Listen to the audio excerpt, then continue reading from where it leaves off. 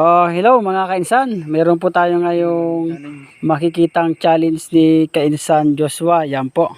Ayan. Ito pong Madrid Cacao na ito, ang gagawin niya po ay ipaliwanag mo, Joshua. Yan. Hihilahin natin yan. Hihilahin. Tapos ito lang ang makukuha. yan lang makukuha. Yan, may iwan po yung may palatandaan po na yan. Ayan, ganyan po.